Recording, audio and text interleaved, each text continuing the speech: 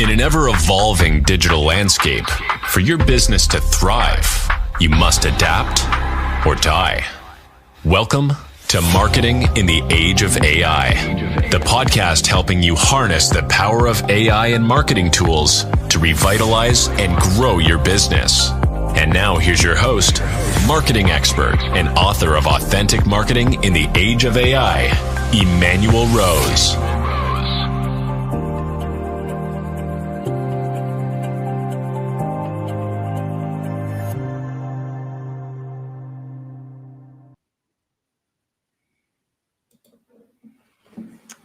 Welcome to this episode of Marketing in the Age of AI.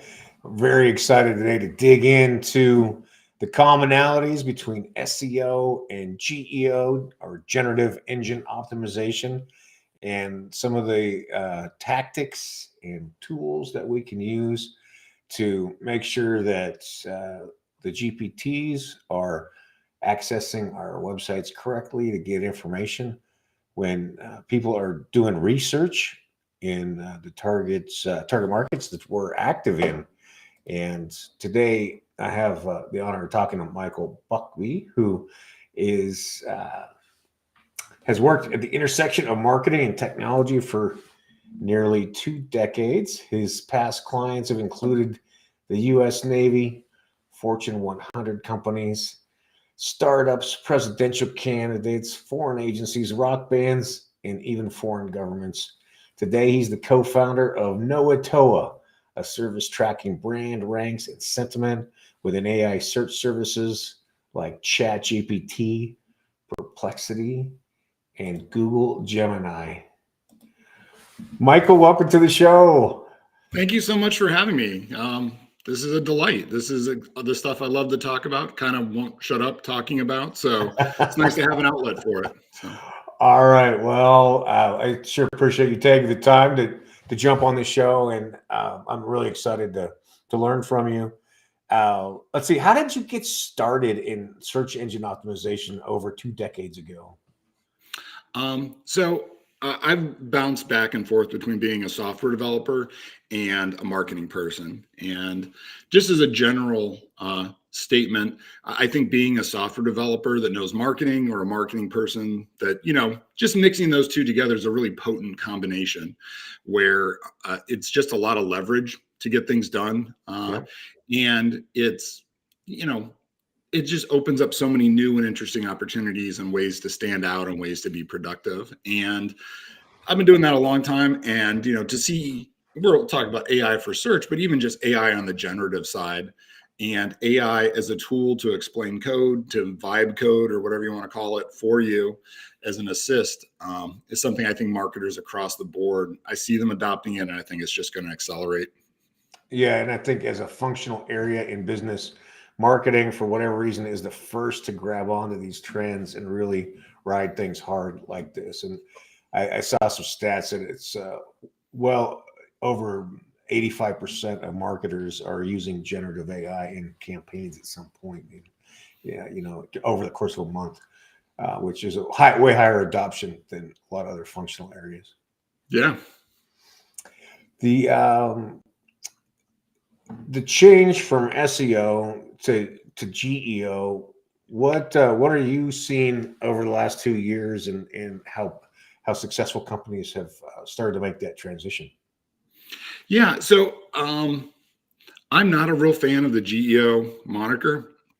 And this is one of those things, like, everyone loves to fight about semantics.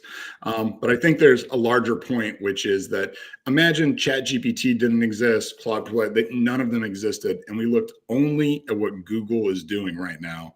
Okay. We would still need to start thinking of new strategies, handling this in a different way. And, in clear terms, Google is still the leader in search AI. And yeah. I think that really speaks to, the urgency of some of this, either from the standpoint of, you may have other people on your board, asking about this or asking about the changes because they're just everywhere. And, having a good response to that and planning ahead for it is, I think, of paramount importance right now. Yeah, for sure. It is interesting that I think for the first time, Google was less than 90% of search volume. So Mhm. that, however, there's still almost 90% of search volume, to your point, that there's still the 800-pound gorilla in that respect. Yeah, I mean, I those are numbers that I think obscure a lot of things. Um, a couple things just throwing it out there. One, no one's doing navigational search in ChatGPT, and if you really look at like, oh, well, like what are the top 10 searches people put into Google? It's YouTube, Wikipedia. Right. It's all these, like, are those really searches, or is that like a shortcut for them to navigate? And that's a huge chunk of that number.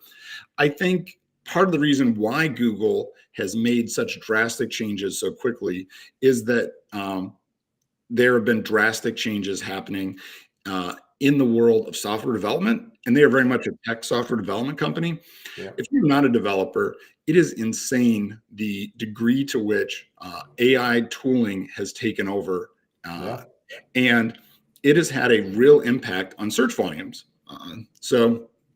And you can quibble about the veracity of some of it or the helpfulness, but the search experience of being able to take a chunk of code, hey, let's loop around, a list of stuff in JavaScript. And, everybody has this skill where they abstract out like, okay, so here's what I'm going to ask Google. I'm going to take a step back, ask it in this particular way to try to get the thing I want. Then I'm going to find a result. Then I'm going to like patch it back into my brain. And instead, you just take those 5 lines of code, paste it into ChatGPT, and it will just fix it for you. It won't even ask a question. It will just fix it for you. And that has led to a real drop in search volumes. I refer to that as search evaporation, where these are searches that are not happening now because of the rise of AI tools. The other thing to be concerned about is traffic evaporation, where people are still searching for things, but because Google has AI overviews, they've changed how they present information. The traffics and the links that used to come to our individual websites, now they aren't. They're staying on Google. And that has a whole other range of impacts. Yeah, and I think that's kind of what we've seen from Google consistently, right? Is that as there are activities that a lot of us are doing, then they just build it into the search engine itself. And I call it siphoning because it was going to my site. Now they're siphoning it to stay on Google. But that's definitely to your point. Well, I guess, what is it that we should be looking at in terms of feeding these engines with the content they want? How do we do that today versus what we were doing 5 years ago? So I take the standpoint that we're trying to enable users, prospects, customers to find the information they want about our brands, and then take their actions on it. That the term is search intent, sort of task intent. People are trying to accomplish things. The better we can help them, the better off we'll be. And for a long time, the SEO game was really around top of funnel keywords, very informational keywords that had a lot of traffic and would drive a lot of people to your site, whether or not they were really interested in buying. And what we're seeing is that because Google has AI overviews, because people are asking ChatGPT, what you need to do is essentially train those services to be a better customer service representative for you. Something that was said to me by an agency owner who I was talking to was, ChatGPT is now our least well-trained and most popular customer service representative. And it makes sense. People, a crazy stat that's sort of outside of the marketing world I saw was that the number one use of ChatGPT and these systems is now not for exactly therapy, but some form of support, or like, hey, I'm having this weird conversation with this person at work. How can I write this email in a way that's professional but gets my point across? Things like that. And if people are willing to trust these systems with those kind of questions, of course they'll also be like, which email template should I go buy? Whatever it is. So it's a new world. So that's one area where we really suggest brands, if you're a CMO, if you're, marketing director, that you start thinking about is how do we train this? And a lot of that stuff used to be, I come from a B2B SaaS background. a lot of this stuff used to be in like a battle card that we would Right. keep like proprietary.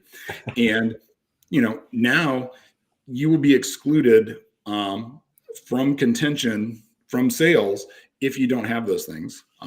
Something really big in SaaS is, of course, all the compliance. So if someone searches, hey, your name, HIPAA, that is a money search. They are trying to find a solution to the problems they have. It has to be HIPAA compliant because they're medical. And if ChatGPT says the wrong information, you're out. If ChatGPT says, oh, you don't actually do business in California, when you do, you're out.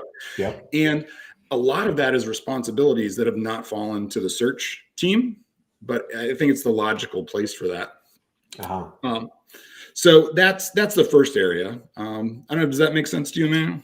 Yeah, I guess the question is, how do we start building content on the site to be crawled correctly, so that if I am doing business in California, that ChatGPT knows that. Yeah. So we really recommend two things in terms of influence. And this, I want to stress, this is something that's very doable. And more than that, I think it's something that can't miss, and that it's directionally positive no matter what. Like, this is solid marketing work, however you want to cut it, even if you don't believe in AI. Right. Which is, one, you should clearly state this knowledge, and you should actually break it out. So you should talk to your customer support team. Here's the common questions. Make sure that's on the site. Talk to your sales team. What are the common objections we get? What are the common things that hold this up? Right. Build out essentially FAQs. At this point, it kind of doesn't matter the exact format, each one. Just get the words on your site. And two, you can start, pushing that out. So it's both have the content exist and then distribution. So here's this quick thought experiment. OpenAI, who owns ChatGPT, has a literal $1 billion relationship with Microsoft. Part of that relationship is access to LinkedIn and access to GitHub. Now, we're all marketers, and we think of social as like a distinct thing from search in a lot of cases. But the whole reason for that relationship, they are not spending billions of dollars for nothing, and part of that is access to LinkedIn. And what an easily, it's hard to get an article in the New York Times. It is very easy to get an article published on your corporate LinkedIn page. Absolutely. Yeah. So, take those things and say like, hey, it's 2025. We're happy with our HIPAA solutions. We've just received accreditation again. We helped, 40,000 companies last year. What an awesome, positive social post to put out on LinkedIn. Entirely appropriate, and it just happens. It also helps you on the back end with, ranking in ChatGPT and other systems. So yeah, I'm hearing like fundamental content marketing as a way of seeding your content into your website, and then also one of the biggest social media platforms on the planet, right? LinkedIn. Yeah, any type of user-generated platform is just like ripe for all those things. The other area where we look at this, so we talked about brand knowledge. The other one is brand sentiment, where the example I bring up a lot is Wells Fargo Bank. Wells Fargo received the largest fine ever from the Federal Trade Commission, hundreds of millions of dollars. For creating accounts, right? Creating accounts for customers. Bad stuff. So, and it's interesting. It's almost like if you have an argument with your partner and they bring up something from like 3 years ago, like, like you didn't take out the trash, but like, well, you left bananas in the car 3 years ago and it still smells. ChatGPT is almost like that, in that if you ask anything about Wells Fargo, it brings it up and says like, hey, before you do business with Wells Fargo, you should probably look at their ethics, check and see what's happened. And that's not what you want. That's not a strong recommendation. And that's very different than traditional search. But if you look in traditional search, you search in Google for Wells Fargo, you'll get, where's the nearest Wells Fargo ATM? Where's the location? How do I log in? So both of these are different aspects of search, of the search function, of search marketers, that we want to just be paying more attention to. Yeah, no, that makes sense. If I'm going to go really duct tape, would you say, could I just go and ask ChatGPT what I should do in order to make my web properties more accessible and what kind of information it would need? Somewhat. And here's the reason I say that. There are things, self-knowledge is the hardest knowledge, I think, to earn for humans and for AIs. Okay. And, these are still not truly intelligent systems, and they really just reflect back what they've been given. And there is no ends to the conflicting and bad advice that has happened for just traditional SEO For sure. over the last 20 years. Yeah. Tactics that, worked and people have just cargo culted to today. It's the exact same thing for AI. Also, I think there's real limits to what can do. Here's a very clear example. Reuters, the news organization. Yep. If you look at the robots.txt file, which is the set of commands on the website that say how they are politely requesting bots interact with their site, it is, I think, 500, 600 lines long with very specific exclusions for ChatGPT, for Claudebot, for all these different things, because they think of their news and they don't want it sucked into that system. That's a very different standpoint than, hey, I run a software company, I'm trying to get the word out, And so I'm not saying, hey, just throw everything you have, all your intellectual property into these, but, make an informed decision about what should and shouldn't be in there. And it very closely mirrors all the things that you would want Google to index. Sure. And I bring this up because this is an inarguable point. If ChatGPT's bot can't index your site, it's not going to be able to reflect that back in its data. Very straightforward. Yep. There are many, many sites that either are blocking access via robots.txt or from a service like Cloudflare, or they're on a cloud host and it happens to be using some system. And that's putting a lot of weights on yourself before you start the marathon, of doing this. And if you ask ChatGPT, it won't know that. It can't check that for you. So there's a lot of those kind of things that you need to bring to it that you can't just ask. So I like that. So in the software that you've developed, are there recommendations that happen from when you crawl my site and tell me what terms are coming up in certain services? Yeah. So, like I said, we take the standpoint of Google still exists. Radical. Google still exists. It does. The people still exist, and they're still just trying to get things done. And at a certain level, they kind of don't care whether they get results from Google or something else. They're just typing some words in a box and they want an answer. And so what we do is with Noatoa, our software, you enter your website and it looks up all the traditional search keywords for you. Yep. And then we have a system where we do what we call a deep classification of those. And so we go through all of the search terms and we look and we go, well, this looks like a navigational term. No one's going to ask that in ChatGPT. You kind of can set that aside. You've already won. If people are looking up how to get to your login page, you've already won. For sure. Yeah. And, then we're looking at, the AI questions you have here. And so that's part of it. And if you scroll, very nicely shown, if you scroll to the right some here, Emmanuel. Yeah, you bet. Yeah, you'll actually see we have some of these classifications for intent, for a little more to the right.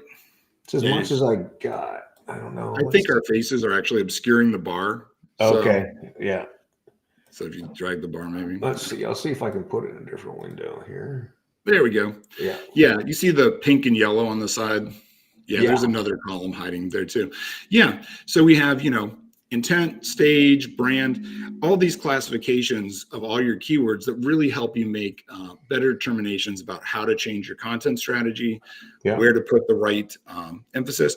And from that, we're also able to derive the chat search volume and to be able to say, oh, this is something where there's likely a lot of interest and that you should make sure that you're tracking this. So. Nice. And so which ones should I be paying attention to out of this list? This is one of those hard things where I think it depends so much on the individual brand. So anything that is lower in the funnel, I would say is a higher priority. And that is one of the things that we pull out. So you can sort by that in the columns. Yeah. And, The reason I say that is that the top of funnel, that gets an AI overview. Maybe you're one of the people that's listed as a citation. Those still don't get a lot of click through. But for the middle and lower funnel, and the technical search dweeb term, I say that on myself, for this is convergent versus divergent questions. Right. That if you're asking a convergent question, it comes down to an answer and that's it. Like, hey, how tall is a giraffe? An average giraffe. It'll give you an answer. There's no follow-up. But if I ask like, hey, what's the best email software? Well, there's 10 different ones it could be. There's lots of follow-on. There's lots of other things to do. Man, why don't you can you go up to the top left and go back to like the homepage for Emmanuel Rose? Oh, yeah, sorry. click on that there, the sites. Click on that, and then click on the search funnel analysis. Search. Yeah, down. There you go. It's that pie chart. Oh, yeah. There Gotcha. you go. Yeah. So this is a different view of that same information. So this is how many questions are each in there. So what the search intent is, what the different stage of the questions is, where it's at in the buyer's funnel. And that's just interesting information to know across the board for making a good content strategy. For sure. All right. I love it. And so then I would be able to go in here and learn about how I needed to update my site in order to give it a full experience for the whole funnel. Yeah, I think the best thing to do is really to start with the existing search intents, and we talked about brand knowledge, brand sentiment, and the third is brand competition. And if you go back to the overview, and then you scroll down to the AI search rankings, it's on the right. Yeah, and then click on ChatGPT. You're on the free plan, so it's only the top couple questions, and it looks like you don't have much ranks here. But you can click on any of these, and you can see what the current output is. And so go ahead and so we're looking at ChatGPT right now, and so what we have listed for ChatGPT is some of the older models as well as the very latest model. And we put that in there so that you can see historical performance. Yeah. And if you had more of a SaaS site, you probably would have more of these filled in. Right. Yeah. You can see, so you're looking at, this is 3.5 turbo, which is like a real old model at this point. We aren't expecting people to use this, but it's interesting to see. So the question is, what are some good marketing books? And it has this list of books. Now, if you go back and now let's look at 4.0 latest. Yeah. So that same question, but you click on, the gray box there. So now same question, but it's a very different answer. And we see this a lot where for like SaaS, a year ago, what was coming back from the AIs was something like a list. Here's a list of companies. What is coming back now is, hey, we think that this is best for this type of company, for small business, for e-commerce, for something like that. Here's the key features of it, and we'll list out features. Now, that may or may not be accurate. That may also, definitely is. It's historical. It's not looking to the future. So if your strategy has changed and you're trying to move up market, that's not great. So being able to look at that, and then from your content, hey, I want to rank better for this. You start to reflect that back and to say, hey, we are the best business book for these reasons. We covered this in this particular way. And, if you're able to do that, I don't know if it's easy to win at this point, but it certainly gets you in the game. Right. Yeah. Well, is interesting. I'll dig into this and spend a little more time updating my content plan. So it's an interesting tool, and I think you guys have got a long runway with it over the next, hopefully at least the next 5 years. Yeah, let's hope. So, yeah, I mean, so much of this is dependent upon like what happens with Google, what happens with all these different changes. Have you looked at anything like the deep research tools that Google has or anything like Absolutely. that? Absolutely. I love that, the Notebook LM. That is it's one of my favorite tools right now. Yeah, and this is why I'm asking this, is that I think this is a real inflection point for search.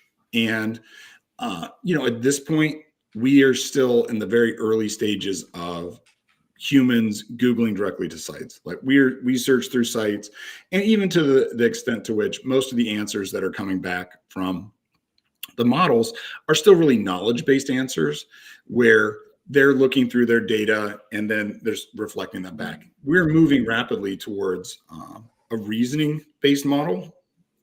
And these are available. They're just used a lot less because they're expensive and slow comparatively. Yeah. But with those, they're able to make, more logical leaps, to figure things out. And that can still be good or bad, based on your brand. So. Yeah. Well, there's going to be a lot that develops over the next 6 months, and I'll be interested to see how you guys respond to it. And I'd love to have you back on the show and get your take on how it's progressed, and if there's some new opportunities for seeding the GPTs. So absolutely, I sure appreciate your time, and thanks for sharing your expertise with me today. Oh, this was great. Thanks so much for having me on, Emmanuel. Yeah, you bet. Good luck, and I have no doubt you're going to be very successful. All right, thank you. All right, thanks, Michael. Well, so we could take away a couple of things. One is don't lose sight of Google. And two is reach out to some of your client-facing teams and get some more data about what their frequent conversations are with prospects and clients, and get that content onto the website in a way that is crawlable by the GPTs. Hope this has been valuable for you today. And I also hope that you get out and find a tool like Noatoa or something else that takes some time and gives you some time back, that you're implementing AI into your workflows, and then using the time that it saves to spend time with your family, your friends, and get outside in the great outdoors. Have a great day. Thanks for listening to Marketing in the Age of AI. Be sure to subscribe wherever you heard this podcast so you never miss a future episode.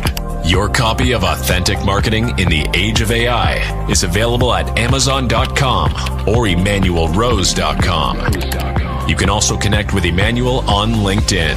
Thanks again for listening, and we'll